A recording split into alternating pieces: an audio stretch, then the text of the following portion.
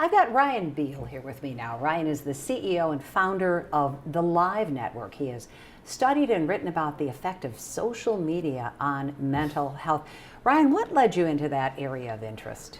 That's a great question. One is I've always been a advocate of understanding how people interact with one another and relationship health, because really that is the core of all good relationships. I mean, you see even when people retire and they kind of start disassociating, their will to live actually starts diminishing. So I was in 2006 started the first private family social network. It was called Chattertree at the time, and I've just always been looking at how do we get the heart of relationships, family, and wellness and connect that. So it's evolved over the years to some of the work we do now within the schools with the Prepare You curriculum. And social media, I know you wrote a book, it's called 40 Days Off Facebook. That's correct. A pivotal journey.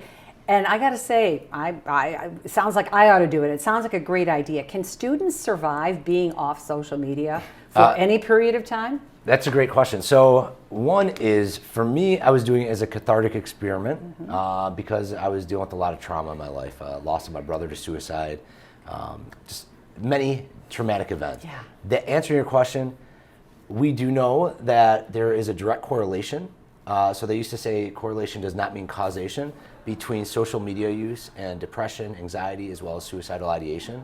But they do see that now with smartphones and because of cohort effects, that we see that there is a direct causation of these issues. So can students do it? In the beginning, and part of the things in the curriculum, they're removed from their devices and they will be more anxious. They're having withdrawal symptoms. Cold turkey. Exactly. So, however, but as you get the withdrawal, just like anything else, if you were detached from a substance that you're abusing, you start to really connect with your core and build a healthy relationship with yourself and others. And people start to feel the benefits. Absolutely. How can parents best help their kids handle social media? I think as parents that we are at a point that we need to create a culture of understanding that we don't really have a set value of norms. So it's important for parents to start leading by example. I'm a parent. I know I'm guilty at times that when my kids want to engage with me, I've checked into my phone, and technology is drawn to us to get us to become addicted to it. That's how revenue increases. So it's important that we realize that technology needs to be a tool for us to connect with each other, not to disattach when we're with each other.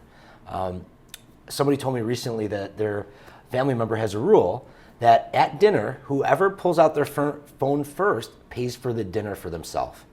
So it was a very reasonable way to motivate people. So when they're about to check their phone, they say, are you going to pay for your dinner for yourself when they're out? So it's just a reminder that we need to encourage one another just to be present, to not have to dance somewhere else when we are building relationship with ourselves, with each other, our family especially. And your point is so well taken that mom and dad may think, well, they're watching the kids, but you have to pay attention to your own phone use and your own technology use and your own social media habits as parents. Yeah, we model. I mean, that's how they learn. That's great advice.